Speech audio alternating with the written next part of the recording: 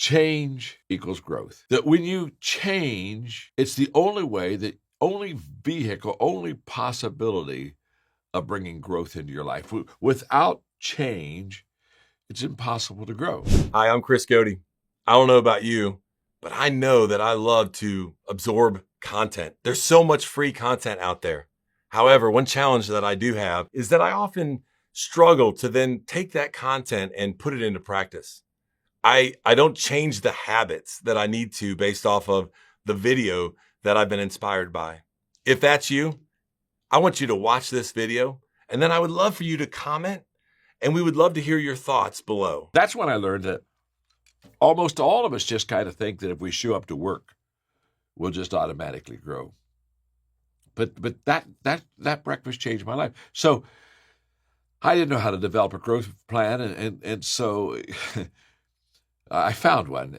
Paul Meyer, of Success Motivation Institute out of Waco, Texas, had a goal-setting kit.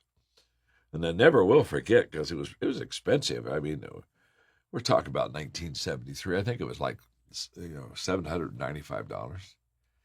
And that was like a month's salary for me back then. And so Margaret and I, we didn't have credit cards. We just saved up for about 6 months until I could afford to get the personal growth plan. Now, here's what I want you to hear.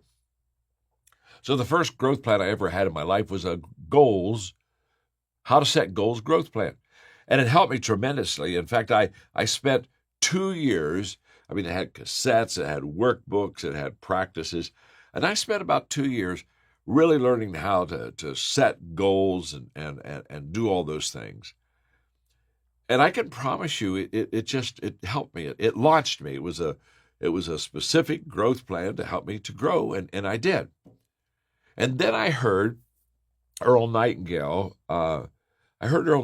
say that if you would spend 1 hour a day, every day for 5 years on the same subject, got it?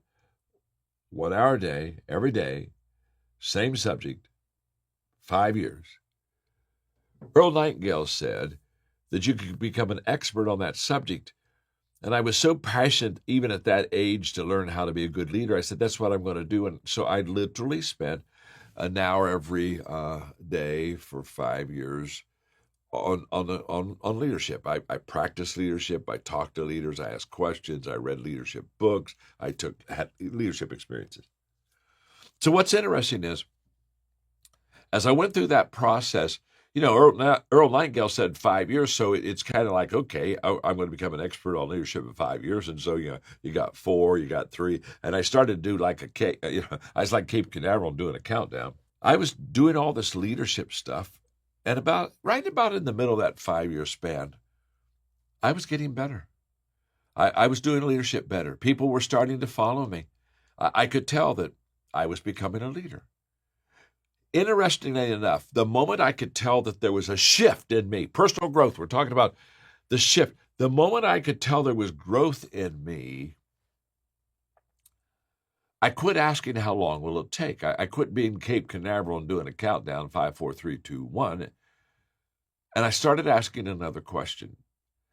And this is what I want. I hope I can do a good job right here for the next 30 seconds. This is what I want you to catch. I stopped asking how long it would take, and I started asking, how far can I go? Because all of a sudden I began to see the potential of personal growth. And because I spent 5 years on leadership, all of a sudden I realized that I should not be as goal-oriented as I was. And then what I should be, instead of being goal-oriented, is I should be growth-oriented. And that leadership experience that I had just absolutely made a difference in my life. Now, the reason I say that is we're talking about a shift now from setting goals. Okay, by this time I want to be at this position or title or place or have this much money or whatever it is. I went from being goal-focused to being growth-focused. And then I sat down and I realized that growth is a journey. It's not a destination. You see, when you think of goals, I run into people all the time that have goals, and I ask them the question. Well, what happens is If they hit their goal, then they kind of look and say, now what do I do? But these levels, what you want to understand is they build on each other. So level number 2 has a foundation under it. It has a level 1 under it. And the higher you go on the levels, the bigger your foundation, the more solid your foundation, the deeper your foundation, so that your leadership continually strengthens. So at level number 2, people follow you because they want to. And so this is where leaders connect with their people. You see, here's the difference. If I'm a positional level, it's your job on the team to connect with me. If I'm a permissional level, and I call that level number 2 permission because the people give you permission to lead them because they like you. They didn't get a choice on level 1, but on level 2, they do. So if I'm on the permission level and you like me and I like you, the energy begins to increase. Now we're beginning to connect. And there are 3 characteristics of a level 2 leader that I want to make sure that you get, because this is essential for you to be successful. This is essential for you to lift that leadership lid I talked about a few minutes ago. Here are the 3 things that leaders do really well at level number 2 to connect and relate with the people. Number 1 is that they listen. The best leaders are the best listeners. In fact, here's what I've discovered about leadership. Great leaders ask great questions. In fact, I wrote a book on that a few years ago. And it's just a fact. Great leaders ask good questions. Now, why are they asking questions? Because they're trying to find their people. Remember this, as a leader, you have to find your people before you can lead your people. Again, level 1, you're the positional leader. You say, you find me. Level 2, no, I'm going to find you. And how do we find you? We find you by asking questions. And when we ask questions, what do these leaders do? They do 3 things. They listen, they learn, and then they lead. Don't miss this. They get all of their leadership cues by listening to you. They walk slowly through the crowd. They're listening to what you think. They're asking you questions. They're asking you, how would you do this? And what do you think about this? And they're asking your opinion, and they're inclusive, and they're bringing you, here, sit at the leadership table with me. Let's talk a while. So they listen, they learn, and then they lead. Now their leadership is effective. Why? Because they found you. And once a person has been found, once a person has been heard, they now really enjoy being part of the team. This is essential for connecting with people. And so on level number 2, your goal as a leader is to really find the people, listen to them, learn from them, and now you lead off of them. You see, let's talk about vision for a second. How does vision expand? How do we take the vision from me to we? So you close that gap by walking into people's lives and talking not only about your successes, but talking about your failures. We've taught all of our Maxwell Leadership certified trainers. We've taught all of them to be honest about their journey and about their losses and their misses and their failures, because I've had some, they've had, we all have some. In fact, I would just say to you, if you're being mentored by somebody that I've mentored, they're going to tell you that you keep success and failure together. You don't separate them. Now, our culture and our world separates them. They say, be successful, don't fail. Succeed over there. Oh my gosh, don't fail. Do it right. Don't miss it. And we separate success and failure. Success and failure were never meant to be separated. They were meant to be kept together continually. You need them always side by side, because success makes failure better and failure makes success better. Let me explain. If you're succeeding really well, you're on a momentum success rule, you need to keep failure real close, because failure will keep you humble. and you'll not become arrogant in your wins, and you won't become delusional in the fact that it's always going to be this way. So with success, you need to keep failure close by because it gives you humility. And by the way, if you're failing a lot and you're in the ditch, you need to keep success right beside you, because when you're not feeling good and you're not doing well, if you keep success attached to your failure, it will give you resiliency. And resiliency and humility are two essential qualities in life that you really want to have.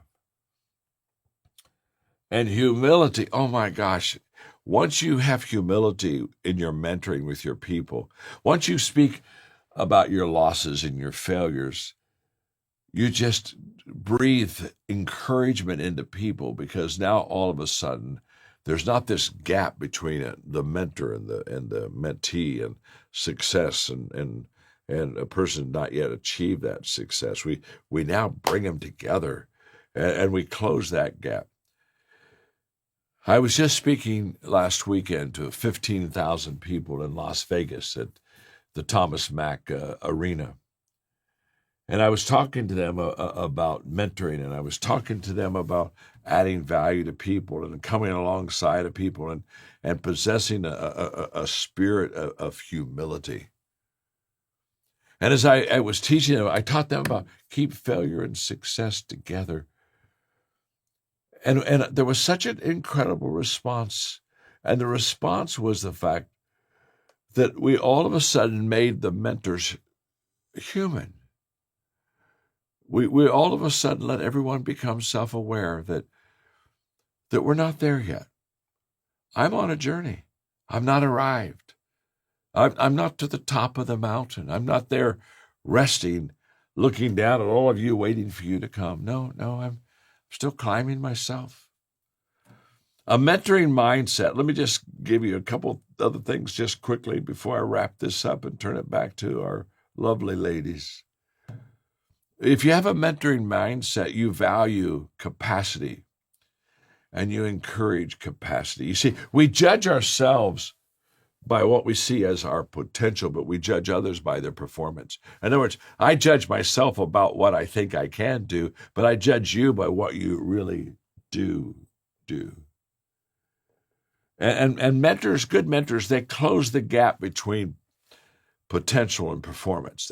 They work really hard on closing that gap. And one of the things they do really well is they teach the 100% principle. In other words, yesterday's best, which is my ceiling right now, is the floor tomorrow that I build on, because there's always a better answer. There's always a better way. I know that. I mean, I've been writing for a long time. Mark talked to you about my books, and I don't know. I've written 88 books. I had a lady the other day tell me I'd written more books than she'd even read. And but by the way, don't get too impressed with that. Think about it. If you've written that many books, the one qualification you have to have is you have to be old. Okay, you if you're young and you're not going to write that many books, you got to be an old person to write all those books. Okay, so that's not that big of a deal. But I remember I would probably had written about 70 books. And at that time, probably my books had sold, I don't know, maybe 25 million copies. And I have a wonderful friend that's been with me on my writing team for many years who I write, and then he kind of wordsmiths, etc. And I sat down with Charlie, and I said, Charlie, I think I'm in a rut.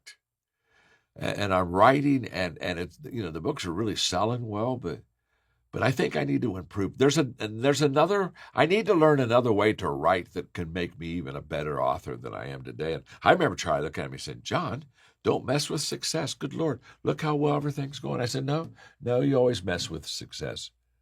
I can tell you that every organization, every person ought to have a success autopsy every once in a while. You just need to look at that, cut that sucker up and say, this is not good enough. It just isn't good enough. So I found a lady named Laura Morton, and her way of helping somebody write was different than mine. The way I write is literally, by this true, I have a 4-color pen and a legal pad, and I literally write my books out. I kind of think and write. And Laura said, let's do a different kind of writing. Let's talk and write. Let's talk and write.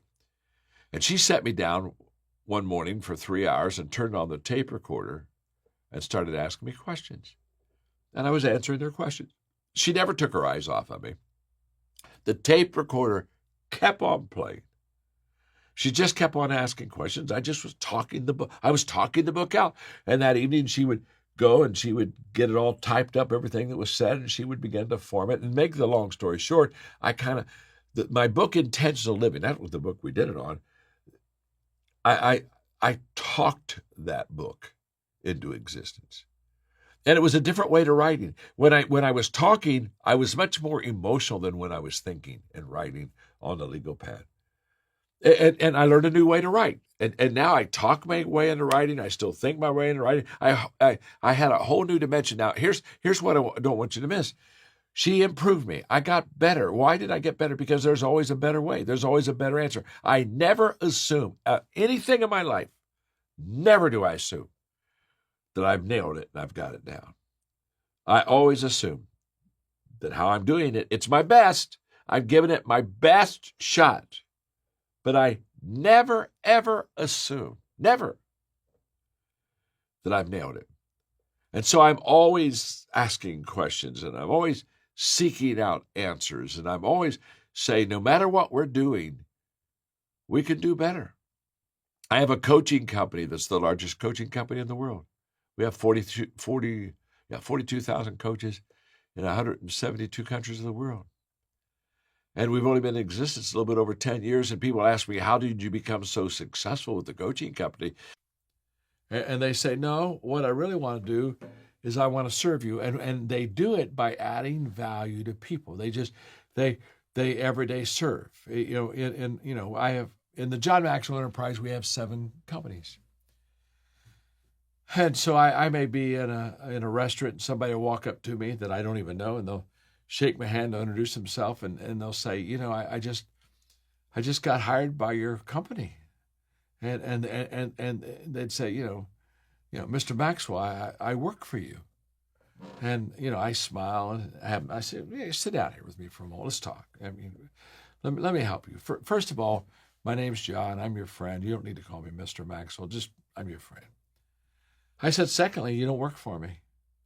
In fact, I work for you. In fact, we work for each other. I don't have slaves. I don't have people working for me. I have people working with me. I'm working with people. We're not enamored by titles. We're not enamored by position. I don't look at you and say, well, I don't work with you. I'm above you. Good Lord, you got to go down and work with the people. Like, no. There's a spirit of adding value.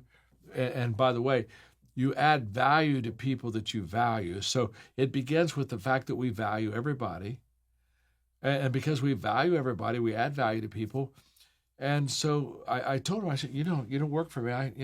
I hope sometime I can serve you. I hope I can do something that will make your work even better. And if there is, let me know. And here's my cell number. Just call me if I can help you. Now, this is absolutely huge. Because now on level number 2, we are connected, we are relationally strong, and it gets into the fact that as a leader, level 2, I genuinely care for my people. I was asked to speak a few years ago to the opening session of the United Nations, and when I went to New York City, they asked me to speak to all the ambassadors of the world on leadership, and they said, we're going to give you 2 hours to do that.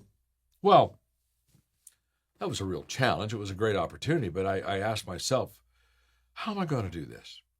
I mean, we're having ambassadors from every country of the world that are going to be in this room, and they come from all kinds of cultures, different, and all kinds of government. I mean, we got democracies, we have kingdoms, we have kings. We got democracy, we have kingdoms, we got socialistic countries. If I want to talk about leadership, I got to get us all on the same page somehow. And I began to ask myself, well, how do I do that? How do I do that? So after giving it a lot of thought, I did a teaching that was just really went well at the United Nations. And The teaching was, 3 questions followers ask of their leaders. And I said, this is regardless of country, culture, what kind of government you have. I said, if people are following you, they're really asking 3 questions about you. And you need to be able to answer these questions. And the 3 questions are very simple. Do you care for me? I mean, think about it. Do you really want to follow somebody that doesn't like you? Question number 2 is, can you help me? I mean, the reason that you're on the team, the reason you're following the leader is for that leader to help you. If you have the privilege of leading a team or an organization, and you would love help with enhancing your leadership culture, maybe even developing some of your high potential leaders, just follow the link on the screen, and we would love to connect with you. The reward that I have, and I've had the privilege of mentoring so many people today, when I look at the Maxwell certified, leadership certified people on my team, I get so happy because I watch in a few years how much they have grown, how further along they are, how they built their business, how they built their career. There's no amount of money I could ever receive that could ever bring me the return and reward as just watching them grow.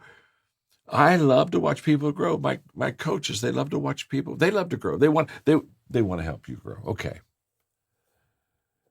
A mentoring mindset number 2 is where you continually desire to add value to other people. I often say to my team, you're either a river or a reservoir. Now, a river, the water that comes to it just flows right through and goes down through the valleys, and it brings water and replenishment to the soil, and it just travels and blesses the land. Why? Because it's going to where the need is. A reservoir, it's all dammed up. Nobody got help today by the reservoir because it holds water. It doesn't let water flow. And when I talk about desiring to add value to people, I'm reminded again of Napoleon Hill said, the starting point of all achievement is desire. And what I found is that progress, your growth and my growth, your progress today, one of the things I want to make sure you understand is your progress has a price point. And what I mean by that is when people stop growing and making progress, it's not because they lack capacity. It's not because they lack talent or ability. It's because they lack desire. They're unwilling to pay the price to go to the next level, because this is just a fact. You have to give up to go up. If you watch somebody climbing a mountain, as they climb the mountain, they're not collecting things and adding more weight to their climb. No. They're taking as few essentials as possible because the climb is hard. And sometimes to get a little higher, you got to give something up. You've got to give up to go up. And I can remember when talking about a desire, a passion, a hunger to add value to other people. I can remember, 20 years ago now, maybe 25.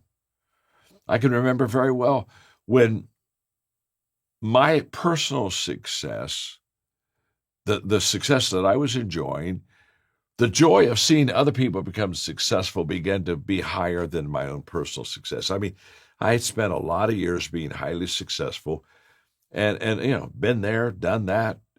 And then all of a sudden I realized I get more joy out of your success than my success. One of the reasons I started this incredible coaching company, the reason that we began our Maxwell Leadership Certification Program, is because I just literally got excited, really excited about your personal growth and your personal development and where you were on your journey.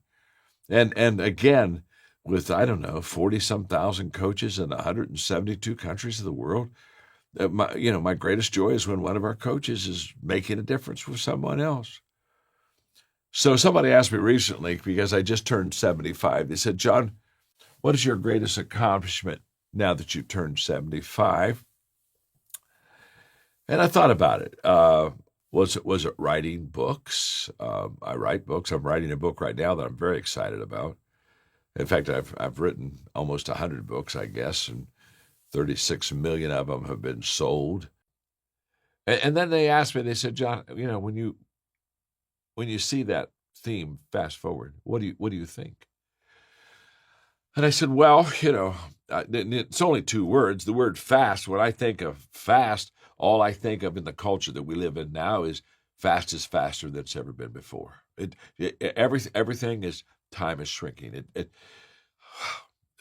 I love people who say something like, I don't want to make that decision right now. I'm going to wait till things settle down, and I'm going to wait till they slow down and things kind of get normal again, and then I'll make that decision. I want to look at them and say, you're never going to make the decision. It's never going to slow down. It's never going to. You're never going to have that space that you just think you need to make that decision. Fast is faster than it's ever been before, and forward is shorter than it's ever been before. Again, when I started off 50 years ago, literally, now, Mark, you're not as old as me, but you may remember this.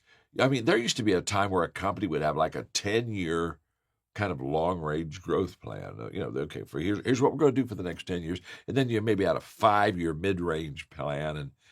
And a short-range plan, a long time ago was 2 years. I mean, oh my gosh, that's a short-range plan, 2 years. Now today, a short-range plan back then, of 2 years is a ridiculously long-range plan. Now somebody says, really? You can do a 2-year plan? And so forward is it's condensed. It's shorter. And because of that, because of where you are, because you're on the leading edge in automation and the things that you do, because of where you are, there are three shifts in leadership. I think in the book, I think there are 11 of them. But there are three that I want to talk to you about and let you apply them to your life and to where you are, and hopefully it'll be very helpful to you.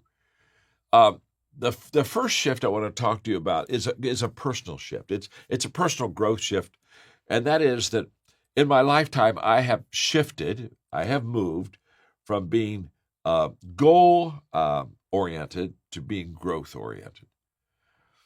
Now, I started off my life being very goal oriented. In fact, when I was in my 20s, I had a mentor at breakfast one time ask me what my plan for growth was. I didn't have one. In fact, I didn't have any clue I was supposed to have one. And he said something to me that day that just changed my life. Isn't it interesting how somebody will say something to you, or you'll experience something and you'll look back at your life and you'll say, that was an important time for me. I think it was Steve Jobs says that as we look back on our life, we can connect the dots. As we look forward, we can't. But as I look back, that breakfast conversation at the Holiday Inn in Lancaster, Ohio with Kurt Campmeyer, it was life-changing to me. He said, John, when he found out I didn't have a growth plan, he said, John, growth is not automatic. You don't automatically get better. Just because we go to work every day and do our job every day, that doesn't mean that we're really growing. It means that we're doing our job. But we have to keep learning more and expanding. And so he challenged me to develop a growth plan, of which I did. Now, when I say I developed a growth plan, I really didn't know what that would be like, and I'd never had any experience. And in fact, I went to dozens of my friends and I asked them, do you have a growth plan? You know what's interesting? I went to dozens of my friends and asked them if they had a growth plan. And not one friend said yes. Yeah, I have a personal growth plan. Isn't that interesting? He thinks he can beat me in a race. And then she looks back and she looks at my body and she can't put all this together. It's way beyond her. And she's about ready to take off her high heels and take me out front of this restaurant and, let me eat dust. And I looked at her and said, now, Gail, listen to me very carefully because I've thought this through carefully. If you and I raced 100 yards and you gave me an 80-yard head start, I could win. Well, of course you could win if you have an 80-yard head start. Now, honestly, I wanted to say 70. I really did. I thought, man, but I wasn't sure if I had a 70-yard head start, I could really beat her. But for 80 yards, this fat boy could roll across the line. Just trust me, I could win. Now, here's the whole point of this little story. The fastest person doesn't win the race. It's the person who starts first. If you let a person get enough head start, they can win any race against any person. Leadership gives you a head start. It lets you see things before others see them. So now we've got this head start advantage. The question is, are we going to win the race for ourselves, or are we going to win the race for our people? And level 2 leaders, they care for their people. People don't care how much you know until they know how much you care. They care for their people in such a way that at level number 2, they really want their people to succeed. And so because of that, their people began to prosper. The people began to learn. The people began loving being on the team. Why is all this happening? Because relationships are working.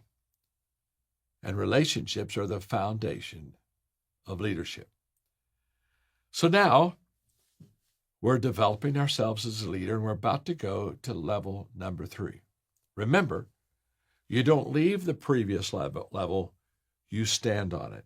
So the higher you go, the bigger, the better, the deeper your foundation of leadership. Level 1, position level. People follow you because they have to. That's where we start. No problem. You just don't want to stay there. Level 2 is the permission level. The key word there is relationships. People follow you because they want to. This is where energy happens. Energy happens at level 2 if you're a level 2 leader. But you still haven't gone as high as you can. You haven't yet become the leader as Fortinet says that you were meant to be. So let's go to level number 3. Level number 3 is all about production. It's the production level. And the key word at level number 3 is results. At this level, people follow you. People follow you because of what you've done for the organization. In other words, you are a producer. You know, when people talk about you, they talk about you in the fact that it's much better since you're on the team.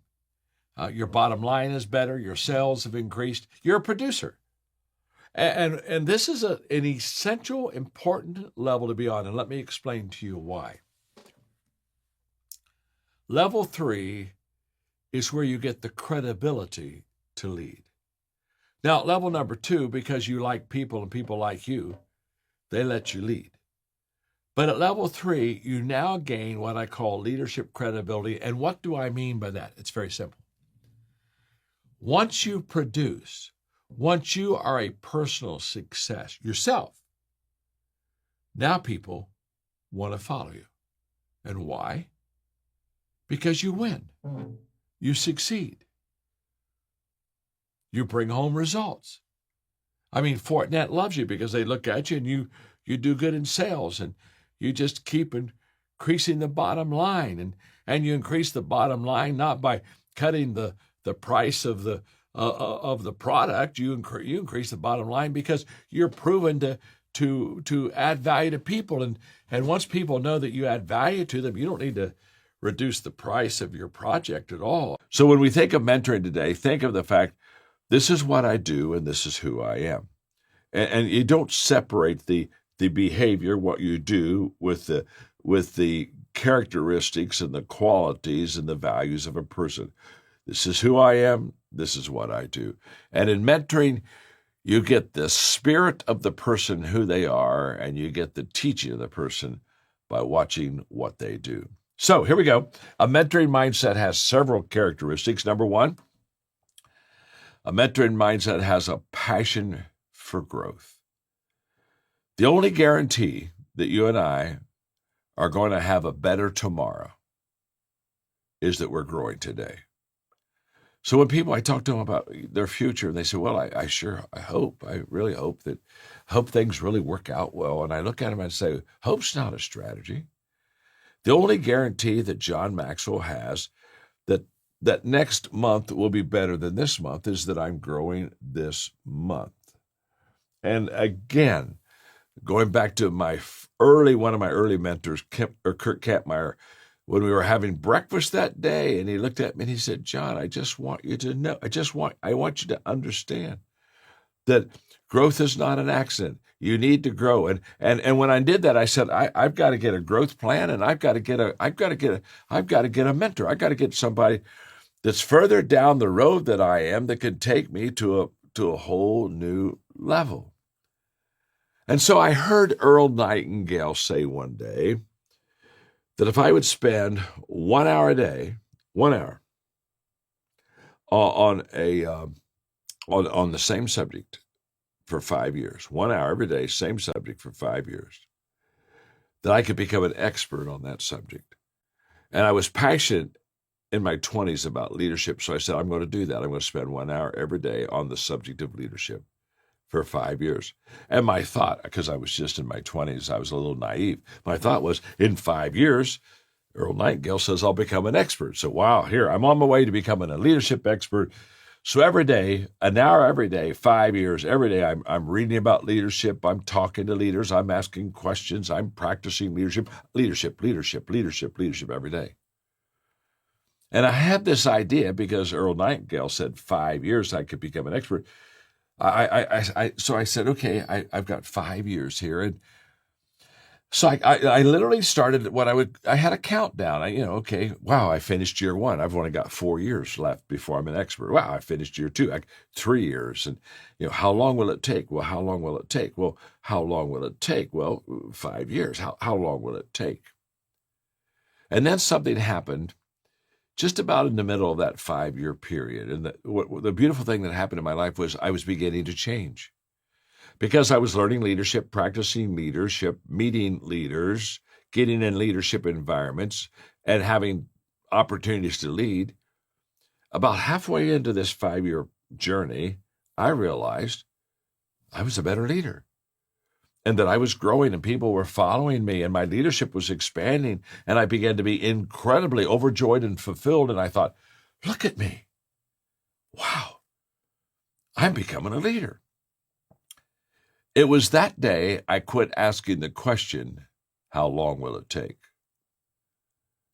It was that day I changed, because now I was beginning to grow. That's the result of being mentored. You learn and you grow, and all of a sudden you're better. So when I run into people, they say, well, I don't think there's an answer for that. I just smile and I say to them, you live in a scarcity world.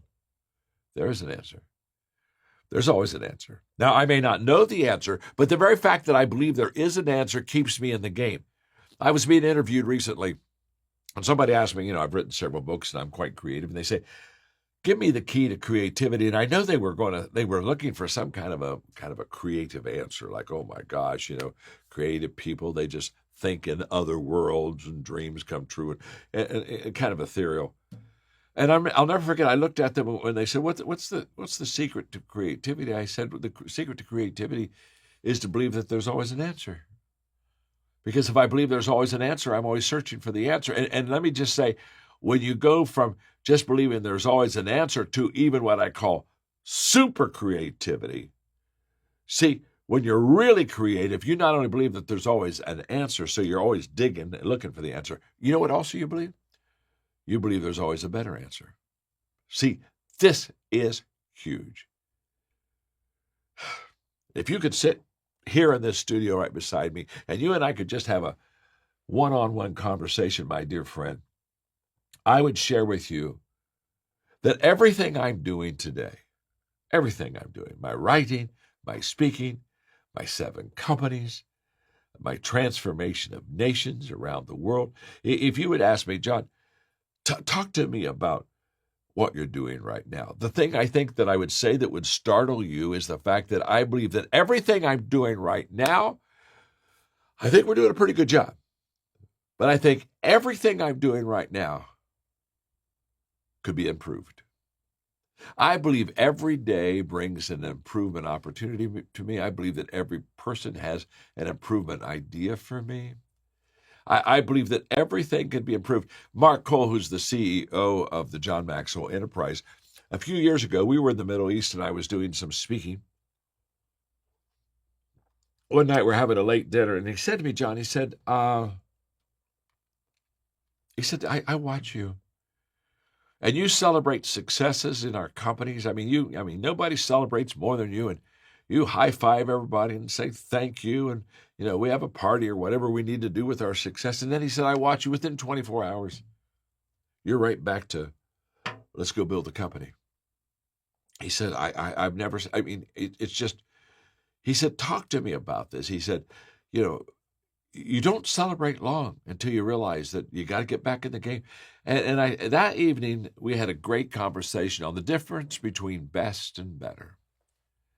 You see, best is what I'm doing right now. I'm doing my best to do a good talk. I mean, Mark's a great friend, and I love him, and I admire your leadership, Mark, and what you do in your organization.